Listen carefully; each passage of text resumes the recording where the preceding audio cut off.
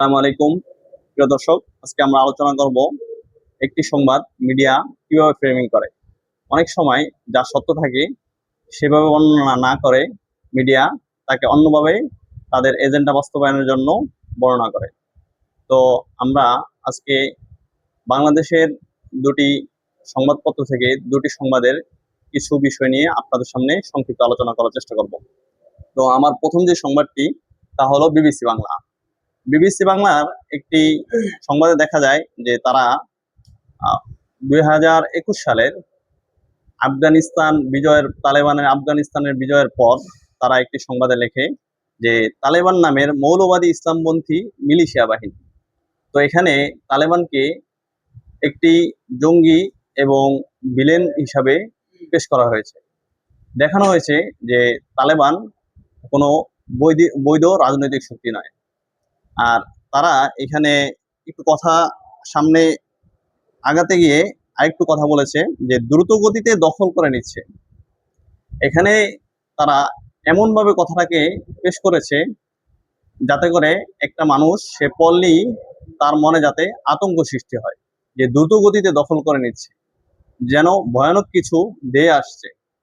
আর তারা তার সামনে একটু পরে আলোচনা করেছে যে আফগানিস্তান 2001 থেকে নিয়ে 2021 পর্যন্ত মার্কিনদের হাতে পরাজিত হয়েছে। আর তারপরে লেখে যে সেই তালেবানি বলে তারা আফগানিস্তানকে একটু বিদ্রুপ করে। এই গেল আমাদের কিছু শাব্দিক ফ্রেমিং। আর আমরা দ্বিতীয়তে কিছু বলবো এজেন্ডা ফ্রেমিং। এখানে দেখা যাচ্ছে তারা যে সংবাদটি প্রকাশ করেছে সেখানে শুধুমাত্র যুক্তরাষ্ট্রের প্রস্থান এবং তালেবানের প্রত্যাবর্তন এই বিষয়টি নিয়ে আলোচনা করেছে, কিন্তু এখানে আফগানিস্তানের জনগণের চাওয়া পাওয়াটা কি তা নিয়ে কোনো আলোচনা নিয়ে আসেনি। তারা মূলত এখানে তাদের যে এজেন্ডাটি ছিল এজেন্ডাটি বাস্তবায়ন করার চেষ্টা করেছে। আফগানিস্তানের জনগণের চাওয়া পাওয়া যদি তারা এখানে বর্ণনা করত তাহলে তাদের এজেন্ডা বাস্তবায়ন হতো না। আমরা তাহলে বিবিসি বাংলার যে সংবাদটি আছে সেখানে আমরা তিনটি শাব্দিক ফ্রেমিং এবং একটি এজেন্ডা ফ্রেমিং নিয়ে আলোচনা করলাম। এখন আমরা আলোচনা করব যুগান্তর টিভির একটি সংবাদ নিয়ে। তো সেখানে তাদের যে শিরোনামটি লিখেছে তালেবানের হাতে কাবুলের পতন। তো তারা এখানে লিখতে পারতো যে তালেবানের হাতে যুক্তরাষ্ট্রের পতন, তারা লিখেছে কাবুলের পতন। এখানে তারা বোঝাতে চেয়েছে যে তালেবান কেমন জানি পুরো আফগানিস্তানের মানুষকে পরাজিত করেছে, তালেবানের হাতে পুরো আফগানিস্তানের মানুষ পরাজিত হয়েছে। কিন্তু বিষয়টি কি আসলে এরকম? না, বিষয়টি এরকম নয়। বিষয়টি হলো যে মূলত আফগানিস্তানের জনগণ যা প্রত্যাশা ছিল সেটা পেয়েছে। তারা এই বিষয়টিকে একটু অন্যরকম ভাবে পেশ করেছে যে কাবুলের পতন। তো আসলে এই বিষয়টি যুক্তিযুক্ত নয়।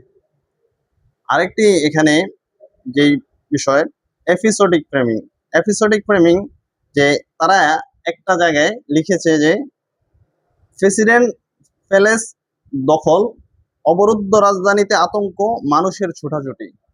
এখানে তারা বিষয়টাকে এমনভাবে দেখিয়েছে যে শহরে হট্টগোল লেগে গেছে এবং মানুষের ভিতরে আতঙ্ক ছড়িয়ে গেছে, এই বিষয়টি তারা ফুটিয়ে তুলেছে।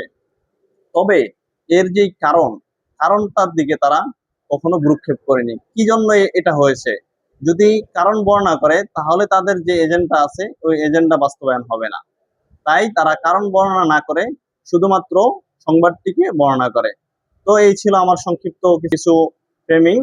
তো ইনশাআল্লাহ আগামীতে অন্যান্য আরো বিষয় নিয়ে ইনশাআল্লাহ সামনে